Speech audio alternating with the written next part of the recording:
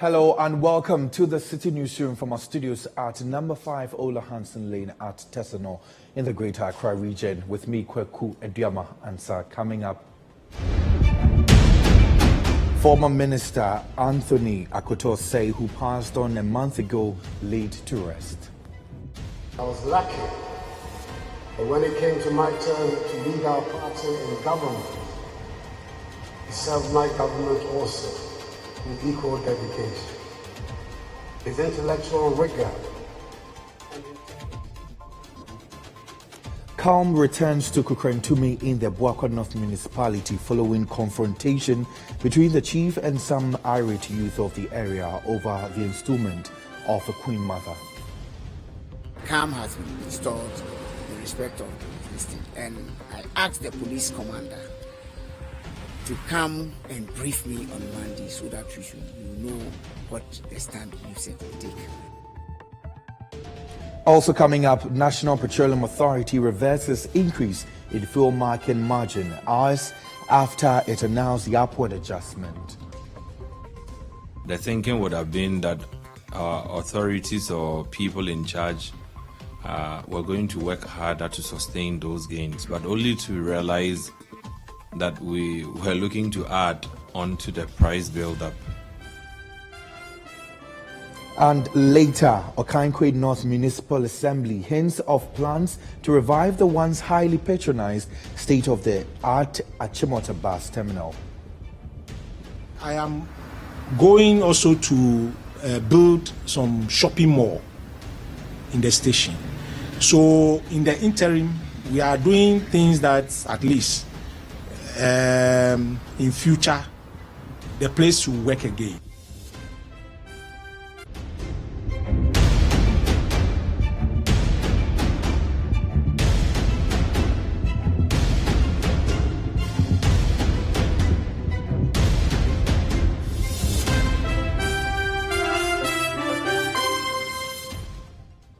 Many thanks for choosing us. Let's begin with the very first story. The burial ceremony of the late former Member of Parliament for Old Tafo, Dr. Anthony Akoto Say, has been held in Accra. President Akufo-Addo joined a host of dignitaries, including former Presidents John Agyekum Kufuor and John Dramani Mahama, to pay their last respects to the former minister at the Holy Spirit Cathedral in Accra on Saturday.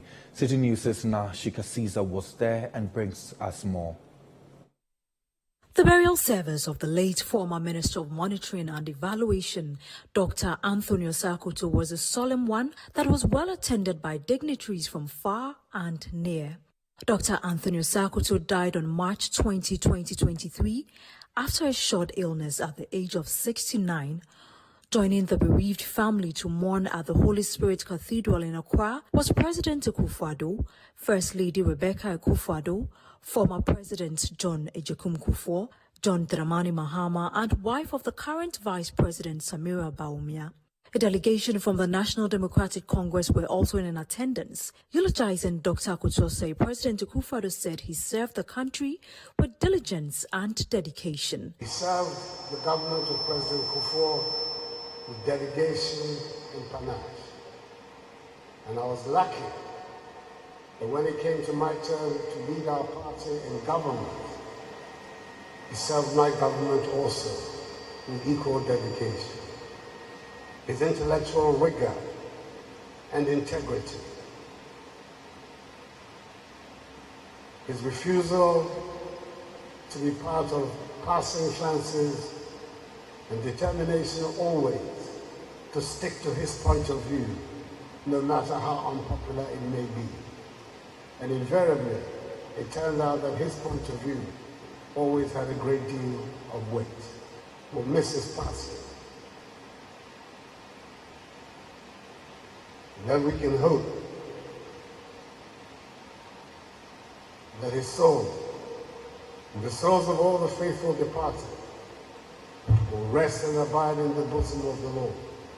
Former Trade Minister in the NDC administration, Eko Spew Gabra, described the late Dr. Akoto Say as a remarkable person who was committed to seeing the growth of the country. He worked with the Ministry of Finance, became, after working with the Center on Policy Analysis, with Dr. JLS Abbey. He became one of the officers with former Minister Osakoto. And that's where he displayed his brilliance in understanding and analyzing Ghana's economy. Also demonstrated numerous examples of great leadership. And his departure was much, much too soon. Almost a week before his 70th birthday this week. And we all would have loved to see him grow to 80, 90 and beyond.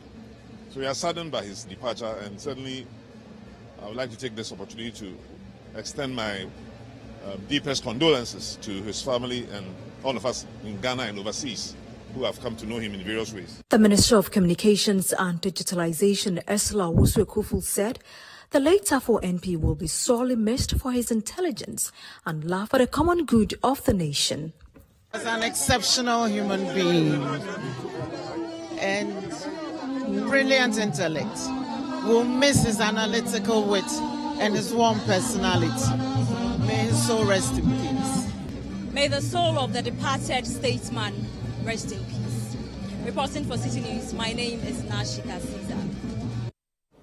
Now, former President John Dramani Mahama says upward adjustment of electricity and water tariffs, high prices of food items are evidence of the poor management of the economy. The NDC flag bearer aspirant argues that the ruling New Patriotic Party must be held responsible for the current economic crisis, which have made life difficult for many Ghanaians.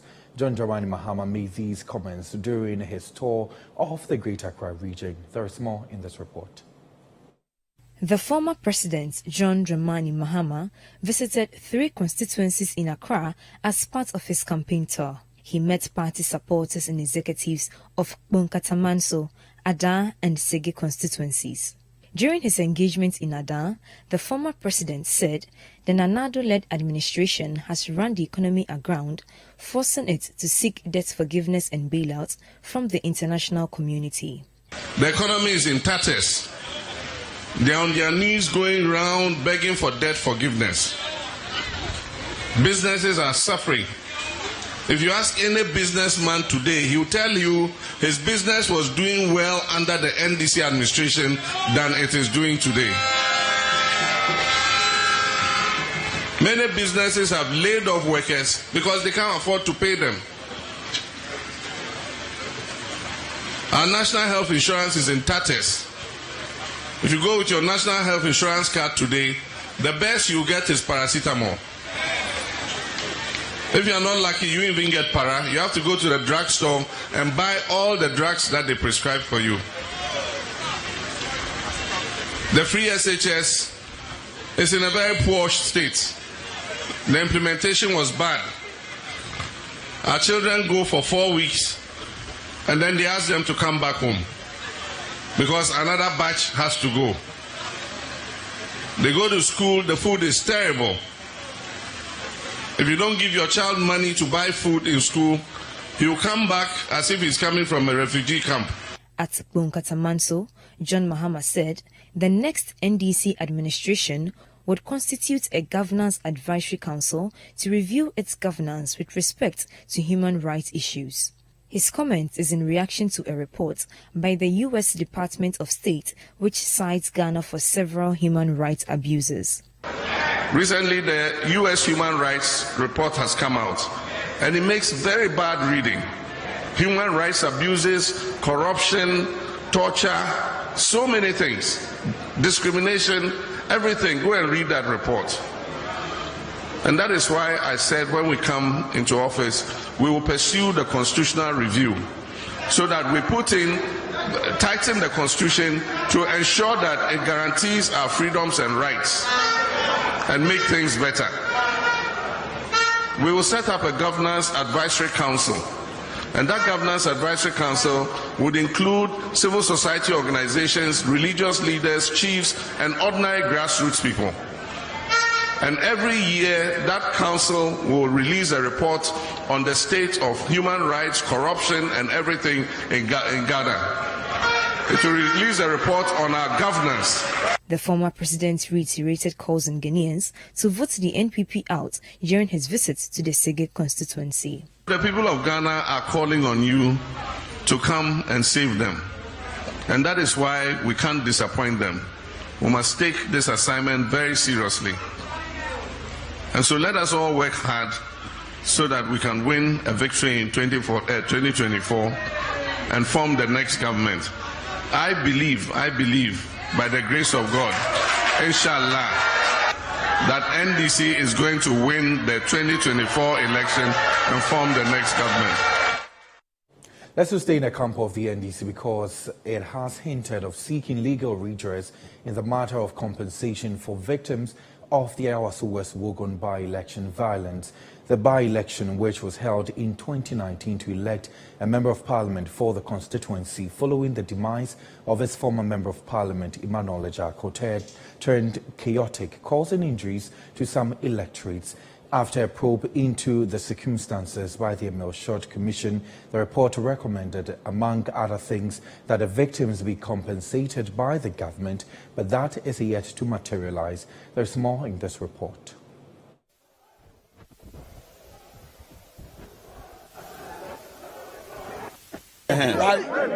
So we are here when they came with black and this thing. Then they started shooting. Back, one shit. Everybody sleep down. Go, move. Then they shoot our people. Maybe the police people who came come and stop them. Shots were fired, injuries were recorded, and people had to seek refuge when a peaceful democratic process turned violent. Some masked men were caught on camera beating up civilians who did not resist arrest. The men, fully armed, were also seen in the company of some police officers. What government changes? They will see which is doing politics.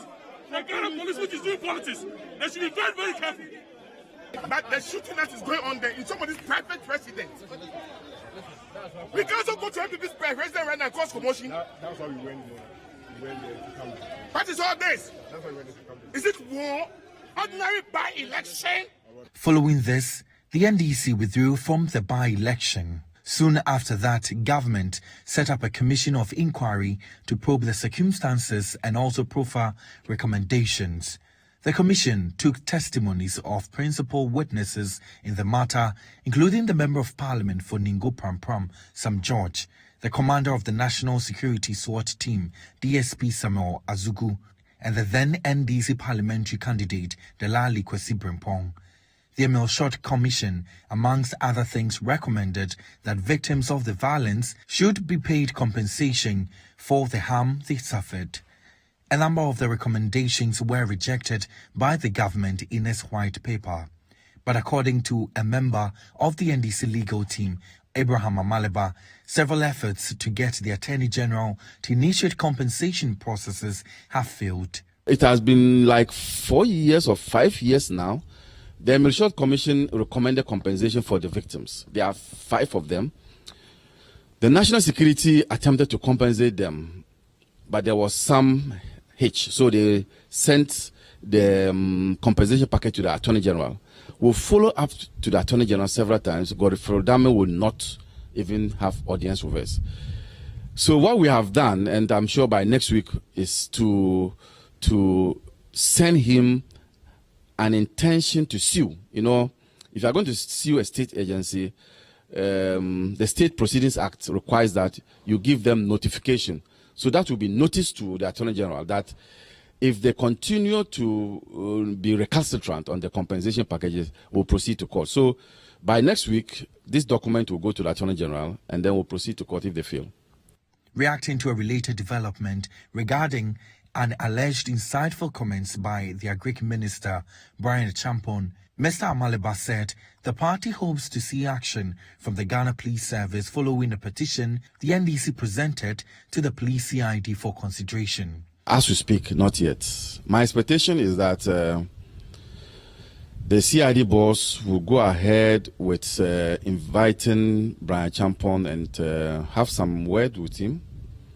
And if we don't hear anything from the CID, and we've given them some reasonable time, if we don't hear anything from the CID, we'll make a follow-up to find out what has become of our petition. So we want to give them some ample time, reasonable time, and we don't want to stampede them into doing what they want to do. Considering the public outcry and the condemnation coming from civil society, not only the NDC, I expect that Brian Champon, as an individual, not because he belongs to an MPP party that says that they wouldn't allow him to apologize, but he as an individual should apologize to the people of this country. Meanwhile, a political marketing strategist, Dr. Kobi Mensah, insists the position of the governing NPP on the matter is inappropriate. I was expecting the party not to give out their person, but to demonstrate a certain remorse on his behalf, because he spoke for them, and to say that we don't think that this is what he wanted to communicate. Perhaps circumstances, it was a rally, it was a very, kind of rapturous moment, and he might have been taken over by the circumstances, and so he spoke how he did. So perhaps we apologize, or would ensure some internal processes, whatever internal processes were, we can't tell, but we would ensure internal processes that it doesn't happen again, and make sure that they can issue a line to sort of speak to, or a directive to speak to party functionaries, that as party that actually prides itself with democratic credentials, we would have to ensure a certain speaking posture that reflects the values of democracy.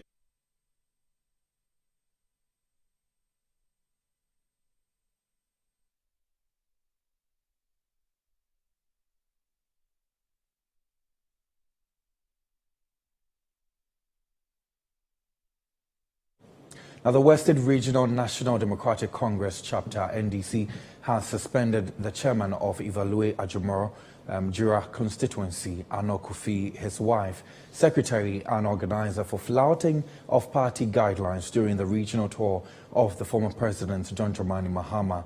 This was contained in a letter signed by the Western Regional Secretary of the NDC, Joseph Nelson, addressed to the affected leaders. The four were suspended after some persons hooted at John Dramani Mahama when he visited the constituency leadership.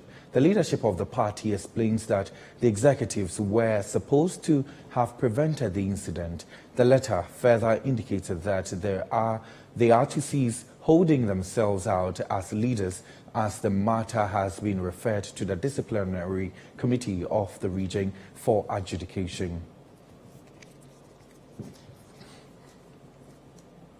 You're still watching the Citi Newsroom here on Citi TV. Still to come.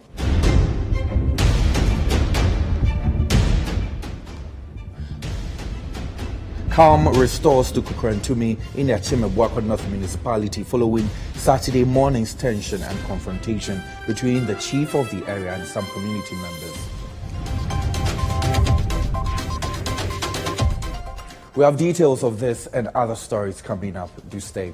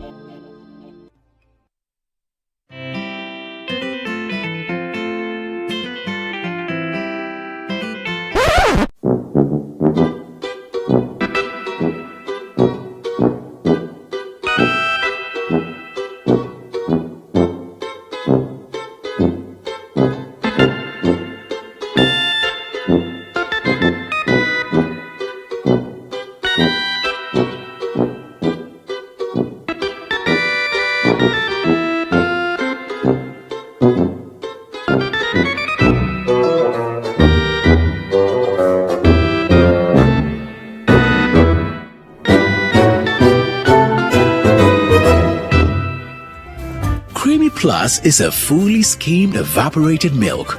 Creamy Plus is available in a shop near you. This message has been vetted and approved by the FDA. Welcome to Jamila Home, a signature business that houses the most luxurious antique and contemporary furniture. We stock presidential, royal, ministerial, and executive furniture with complimentary decor. We have a wide selection of beautifully maintained pieces, such as the amazing Windsor chairs, with one of the largest choices of genuine Regency and Victorian dining furniture, which once stood for England's finest craftsmanship. Renowned across the world for its luxurious and detailed features, alongside a brilliant blend of Italian contemporary Versace royal set in absolute elegance. Visit our website www.jamilahome.com. Contact us via phone call and WhatsApp on 0302 437 228 and 0205 555 525. We are located at 13 Westland Boulevard, Accra. Jamila Home, your first and best furniture showroom in Ghana and the world.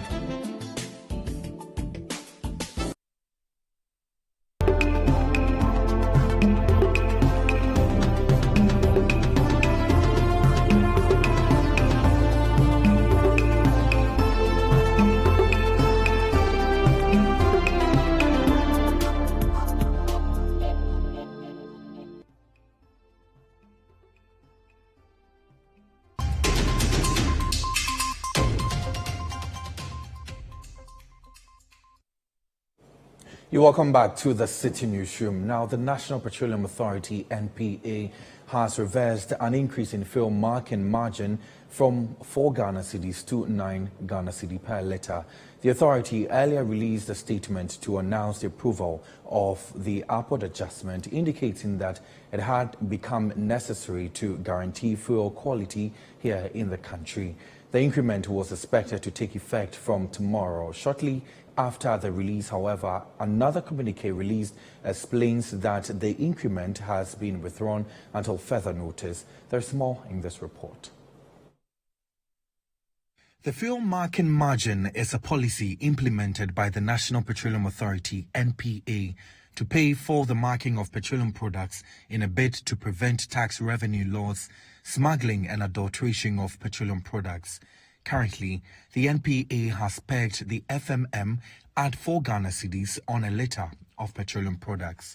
However, on Friday, the governing board of the NPA announced an approval of an increase in the FMM charge to 9 Ghana cedis on a litre of all petroleum products. Few hours later, a letter to rescind the initial increase was in the public domain. Some stakeholders outwardly expressed concerns about the earlier upward trend in the FMM, with particular reference to an expected price hike in petrol and diesel for the second pricing window of April. John Jinapo, in a post on social media, was unhappy about the said move. The National Petroleum Authority has just increased the fuel marking margin by a whopping 125%. Expect this to impact the price of fuel at the pump. The Akufo-Addo Bawumia-led government has completely lost it. Another stakeholder in the oil downstream is the Chamber of Petroleum Consumers Ghana, COPEC. Its Executive Secretary, Duncan Amwa, says the woes of petroleum consumers may have been compounded if the increase was made to stand. One would expect that at the time when people still complain of fuel prices, and we've seen some sustained reductions, although marginal. The thinking would have been that authorities or people in charge were going to work harder to sustain those gains, but only to realize that we were looking to add onto the price build-up. It's just disappointing, and the truth is that we at COPEC we're simply going to go down with this. We had already asked our lawyers to be on standby so that the following week we could definitely take to court. Whether we should even have that whole thing called marking in the first place, to even think of increasing it to 9 pesos, which if you do the numbers, should generate almost 30 million Ghana cedis monthly, or 360 million Ghana cedis at the end of the year, for one company to just put in a color code. Meanwhile, COPEC believes the fuel marking margin is archaic and must be scrapped. What exactly do we do this marking to achieve? And you are told, well, in order that the NPA is able to visit the fuel stations and be able to physically determine which products are meant for this market, which is not meant for this market, the export cargo that would find itself diverted back into the Ghanaian market space so that they could determine. We think that that whole policy has outlived any usefulness, in view of the fact that you currently have mobile analyzers that could instantly tell you the parameters of any petroleum product anywhere. You've also deployed full tracking for your fleet, haulage fleet, which moves product from one point to the other, and which you can tell if they decided to adulterate along the way. So to continuously charge all of us, just to be able to put in a color code to determine whether the product is meant for Ghana market or not for Ghana market. Price of petrol and diesel are to see some upward adjustments from 16th of April 2023, while LPG price is to see a marginal decline. Let's take you to the Eastern region now, because calm has been restored to Kukrentume in the Achimota North municipality following Saturday morning's tension and confrontation between the chief of the area and some community members. The timely intervention of heavily armed police personnel deployed to the area prevented a volatile situation from escalating after the chief of Kukrentume, Dasebre Boamadakon, installed a new queen mother for the town, a move which was vehemently opposed by community members and a disputing faction. In an interview with Citi News on the development, the municipal chief executive for Osakoto North and the chairman for the Municipal Security Council, Alhaji Umar Bondinga, who disclosed that calm had been restored, said he has summoned the municipal police commander and his crime officer to a meeting on Monday for briefing. Officially, I haven't been informed about something of this nature is coming to take place at the town. But however, I had an information just this morning. So I came, and before I reached to the area, the calm has been installed in respect of this thing. And I asked the police commander to come and brief me on Monday so that we know what the stand USEC will take.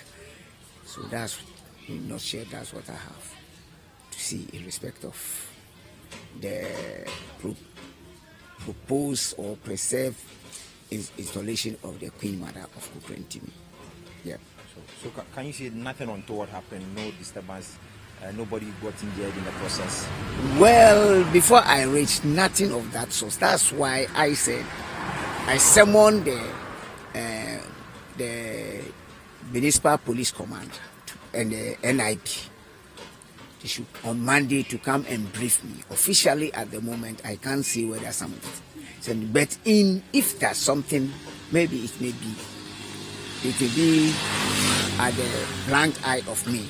So when they brought the report, that to affirm it. So by Monday or Tuesday, you can come for the briefing of what is the final decision. In more stories, the Lejokuku Municipal Assembly is raising concerns over the unlawful installment of transformers in the municipality by the Electricity Company of Ghana, the ECG. The Assembly bemoans that the installed transformers situated in front of homes and on road pavements do not have permits. It added that the move poses a great danger to the lives of residents and also prevents future road developments in the municipality. Hence, the need for engagement with the ECG to avoid its destruction. The following report has details. The Electricity Company of Ghana, ECG, is currently embarking on a revenue mobilization exercise to recoup monies owed them. The move has received several accolades from the public. The installation of transformers by the ECG across the country is also key in their work to supply power into homes. But the Lojokuku Municipal Assembly is worried about transformers springing up at unauthorized places. Normally, any work like that goes on must acquire permits from the assembly. We and the ECG are all government agencies. We work together, hand in hand. And therefore, this confusion ought not to have happened. But what's happening is that construction, they have built concrete walls. In fact, permanent structures to protect their transformers. Now, the challenge is that some of the transformers are already poorly or wrongly located. And so building the wall around it, it's almost as if you are adding insult to injury. The transformer itself is wrongly located and you have protected it with a big concrete wall.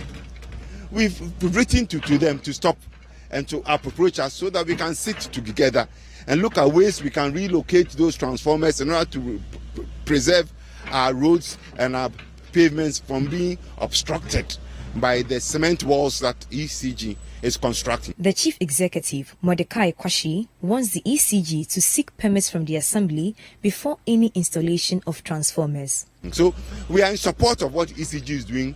We work hand in hand with them. We appreciate what they are doing. All we are asking is that they approach the Assembly and go through things the right way in order to ensure that the structures, when they build them, are properly located and they are properly authorized. As of now, those structures are not authorized structures.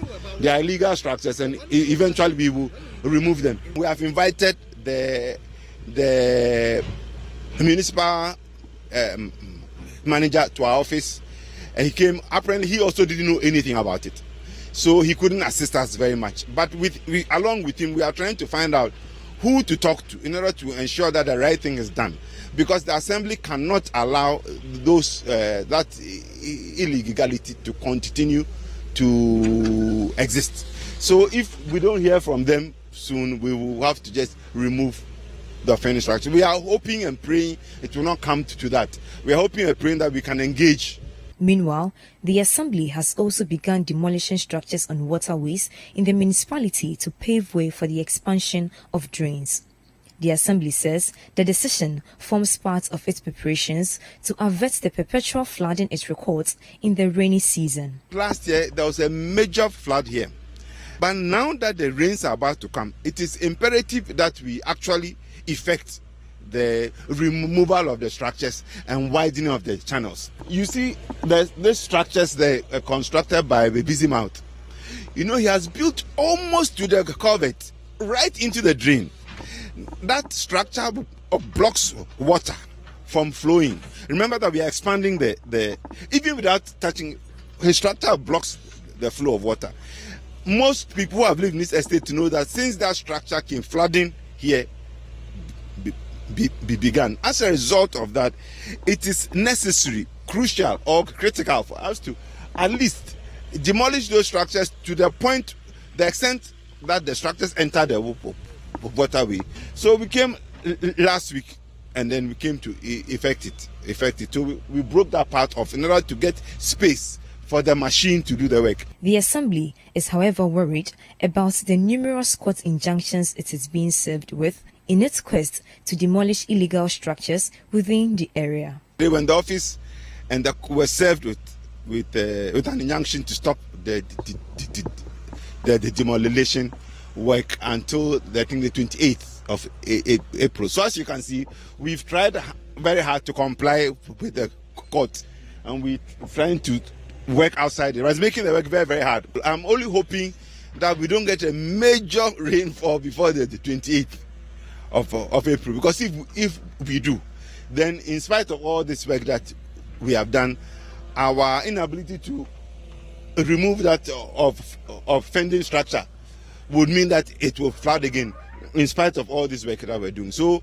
it is very important that we quickly resolve the legal issues so we can get back to the work of protecting and preserving lives and livelihoods of those who live in that Sango Basin. Now, some floriculturists and florists have indicated that there is a great potential for the floral industry, though sales have witnessed a mixed outlook. According to these floriculturists, the country abounds in plants and flowers. Thus, an investment in the sector will give rise to the growth of the industry. We have more in this report. Today, we explore the floral industry with particular focus on the natural plants and flowers.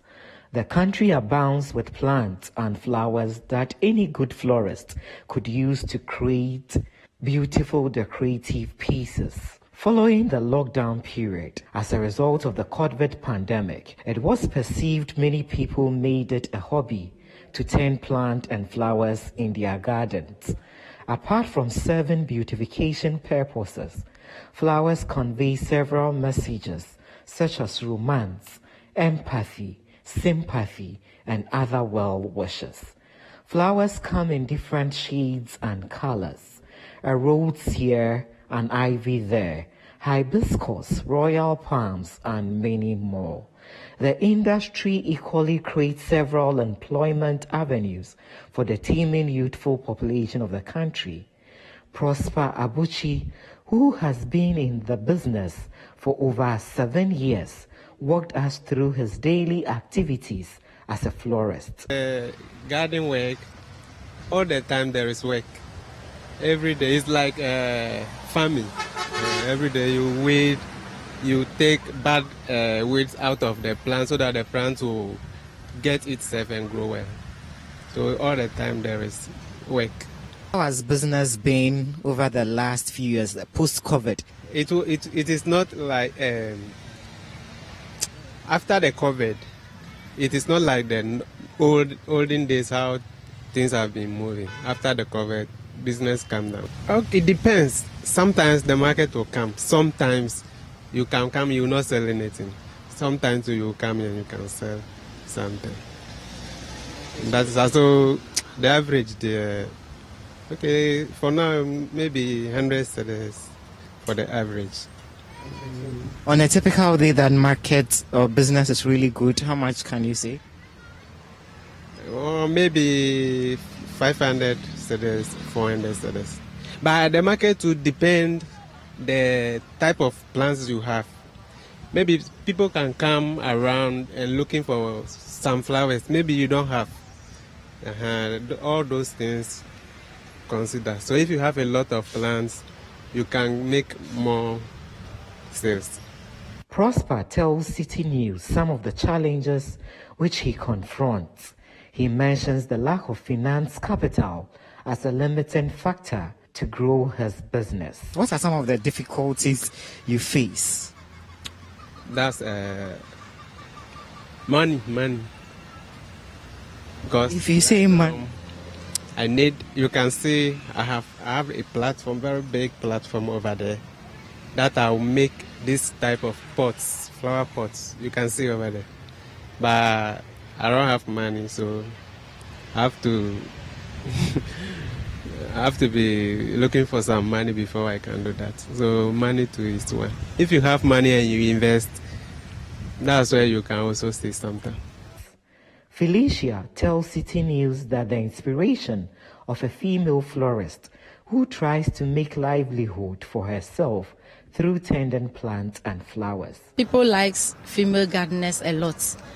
So when people came and you are a lady like this, they like to buy from you. So I will engage my female girls that they should also engage themselves in such business.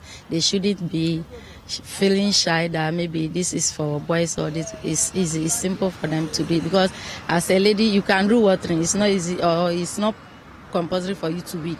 So you can water the flowers every 3 days, then you gain your money. So that's how it is.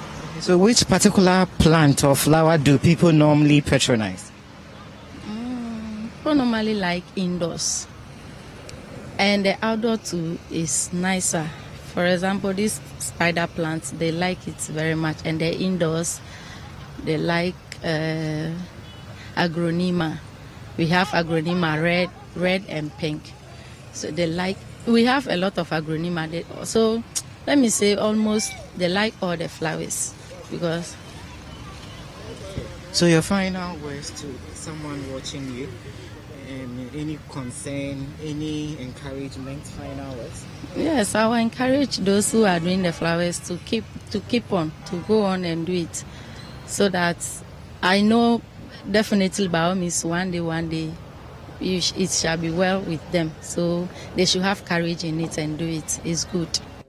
We chanced upon Mr. Jamasi, who had come to patronize some of the natural flowers, and he tells us the love he has for flowers. So we just want to pick your thought why you are choosing to buy the natural ones instead of artificial. Oh, as Africans as we are, we grow with the forest and we grow with the green trees. So it's just beautiful and it feels natural to have the natural flowers in your house or where you feel to plant them rather than the artificial one. For me, I don't really do the artificial stuff. So that's it. So in terms of keeping and maintaining them, with respect to cost and resources, what will you say about that? Once you love it, you don't think about cost. First of all, if you don't love the plants, the flowers, you don't come for them. So once you love them, cost, keeping them and making them feel part of your family is a natural thing. It comes naturally. For me, I love flowers. So honestly, I will encourage everybody out there that if you're considering between a natural flower and the artificial one, please come around, just drive around. You get natural, beautiful flowers, beautiful plants in your houses, in your hotels, your guest house, wherever. It's very beautiful and it gives them employment as well. Not everybody has the opportunity of going to be a medical doctor, a teacher, a nurse, or a journalist like you. This is their profession as well, so let's support them. With abundant plants and flowers in the country, can the country leverage on it to maximize its economic potentials? This is still the City Newsroom here on Citi TV with me, Kweku Adiama, answer still ahead. Akim North Municipal Assembly hints of plans to revive the once highly patronized state-of-the-art Achimota Bus Terminal.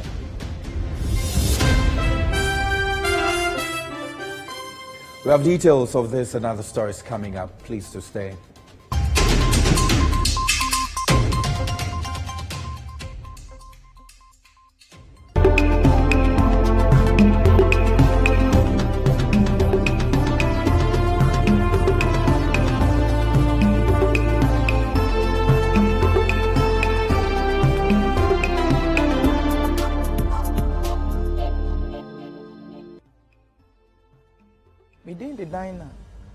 HIV in fear do you know no credit na egin ye semajatum ebram ye nhwehwemu no na edro ni baby a adom ni nti mfiansi achi edro bai e wo Ghana ampao ta bra no mfie bi achi na antiretroviral no ebi ni ho na anidaso ni ho ma ye da ache de ne adwene ho ani wu eda ye nim ne wo faware mfie dunum die ono so HIV positive mfie dodo anyina mu antiretroviral yi ena wiase nyina ja atum se yamfamre HIV mwawa na se hwe se ye ho ayefe ade ba akone se antiretroviral yi se wono ne pepepe se de ya kire wo na ekutia HIV mwawa no abosumi se wo ye hwehwemu a mwa ne brase na ontimi sanfama obi fufuro na mom kai se obenum wedru yi yes ye nuanom mo HIV mwawa no bi se onum antiretroviral no ne yie yetime to esase mfiempim ye no ne adiasa.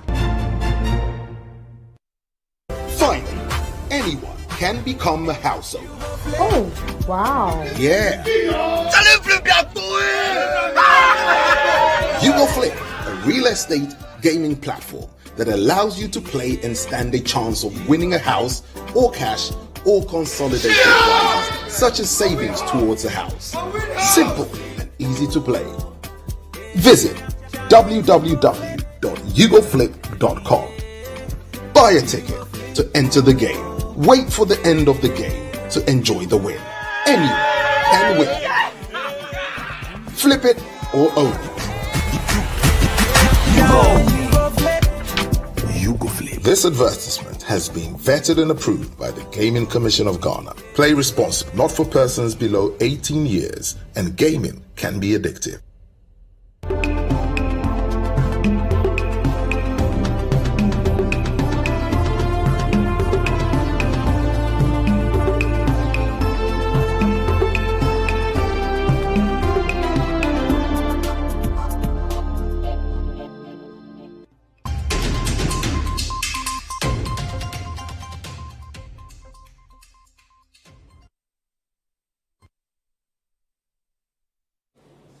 You're welcome back. Let's bring you more stories now. And the Municipal Chief Executive for Akim North, Boylai, has hinted the plans are being put in place to revive the Achimota Bus Terminal, popularly referred to as the Achimota News Station. His comment comes on the back of the recent decline in patronage of the ultra-modern bus terminal over the years as commuters board vehicles along the road. There's more in the following report by Citi News' Daniel Sakite and read to you by Emmanuel Opong. Commissioned in 2009, the more than 800 vehicle capacity Achimota Bus Terminal arguably stands tall amongst world-class stations in West Africa. It has about 5 terminals, a clinic, police station and canteen, which serve drivers and passengers who visit the station. However, the station seems to have lost its glory days as patronage of the place continues to decline in recent years. This has led to some canteen operators there closing down, with drivers warning of an imminent collapse of the station. Frank Akolo, a driver who was part of the first cohort of drivers to have moved from the old to the new station in 2009, paints a picture of the glory days of the station to Citi News. As for the old station, they are always busy over there. We can't even do the work around this time. Some of the drivers they do close and they go and do their whatever they like but these days we can't even fetch it like that. There's no work over here again anymore. That's why it's driving them away. And because you can't tell from the house and inform your friends and this your wife and this and say I'm going to work and I come with your empty handle like that. Can't be possible. That's where people have been driven away from here. If they don't do anything about it, it will collapse. Normally there was a queue and others over here, but nowadays we can't find it anymore. The prevailing situation has been blamed on the location of the station. Some passengers say the long wait for vehicles to get full as reason for their decision to resort to boarding commercial buses at bus stops along the main Achimota and Sarom Road. The reason I'm taking car here, you see, actually the new station, after you go there, you get a car. And secondly, the drivers over there, they are not serious. After we came here, we get a car at any time, you know. And here is main road. Like the station, you have to come to main road. But out of the station behind the corner, it's not fair. You see, like a station behind the main road, like Pastor Cole, that area there, like they built the station over there. I think the union, the station should go on. It does not move fast. If you come here, you'll be in the car like 30 minutes. You don't move fast, come. Because if you come here, you are going to waste your time. So sometimes they will stand at their place if you want to go fast. The low patronage of the new station has resulted in most drivers resorting to hitting the road in the hope to get some passengers along the road. Citi News understands that the situation is as a result of other floating drivers taking passengers on the N1 highway. Our big men are fighting for those who are the NY should come in, and they are not coming. So then too they see that if like so we will divide ourselves. Some of us will go to the down there and some will be here. So that is what we are seeing, something like that. Is it if they have moved them in? I don't think we can divide ourselves like that because we are paying tax too here. You see, opening this station, they borrow money to open station so that the station can work and pay. So now if some people go out And some people are benefiting out from that one, and the government is not benefiting out of that one. The authority, they have power to move them in. What is their problem and what is going on? Sena Hanian say factual echo. A 2 and 3 to Ghana and 5 follow the Habium. This is first. And this is so Sharuka pass your phone or move into this. It's a proud quite as now. Municipal Chief Executive Officer of the Akim North Municipal Assembly, Boy Lai, says all efforts to get drivers to use the new station has proven futile despite pedestrian knockdowns recorded on the N1. From 2019, we have tried our best. I've tried all means. I've tried all kind of measures to make sure the place, come back to its normal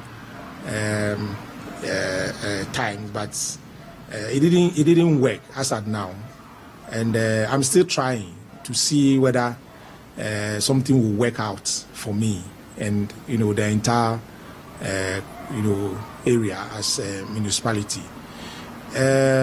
Recently, we tried to enforce the law that all buses should go to the terminal. We even closed this bus stop called Nadinswa bus stop. And some of them try to go there.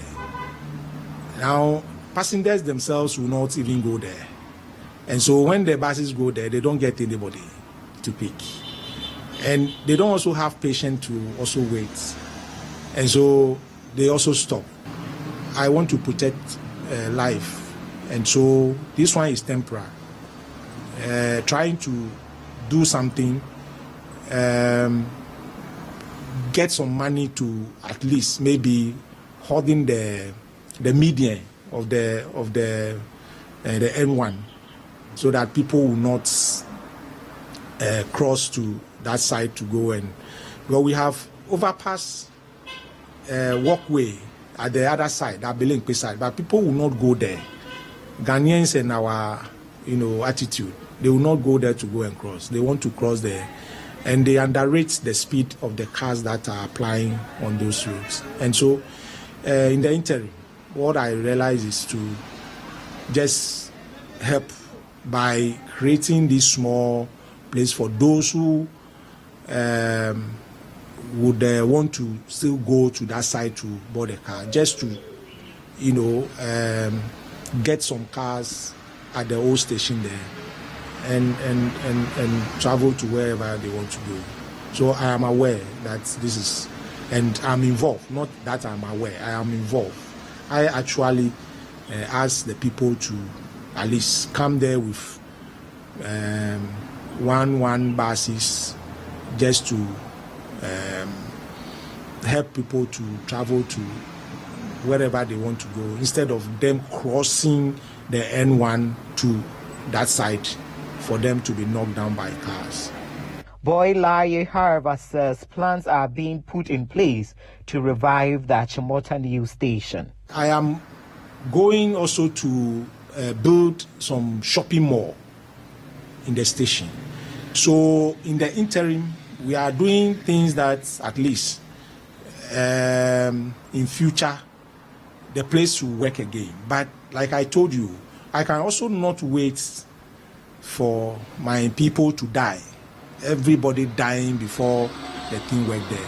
The understanding is not there. People doesn't know why they have to go there to go and pick car. But when the time comes that they have to go, they will go. Because a lot of things will happen there. Yam station is coming there. I'm asking the Yam drivers to come there. When they come there, people will come there to buy yams to other places to go and sell. Small buses will get some yam too. So people will come there. Tomato, they will also come. I'm bringing all these people. Something that will bring people to the station, so the trotro will also get people to their final destination. And that's it for today's edition of the Citi Newsroom here on Citi TV. Do remember that our website, citinewsroom.com, has more information on our top stories and more.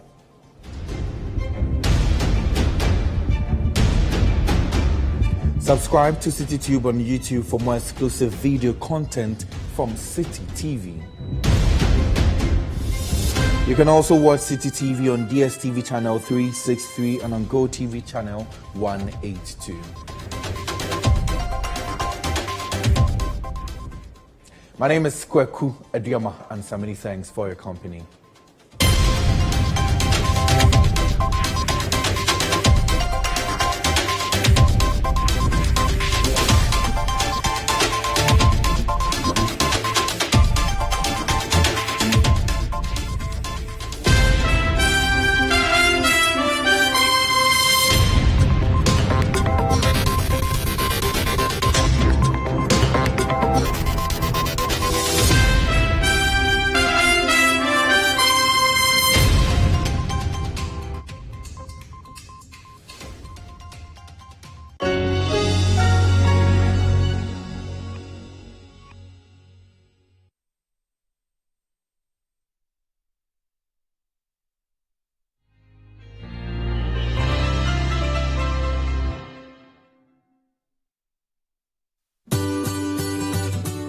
Citi TV is live on DSTV. Go to channel 363.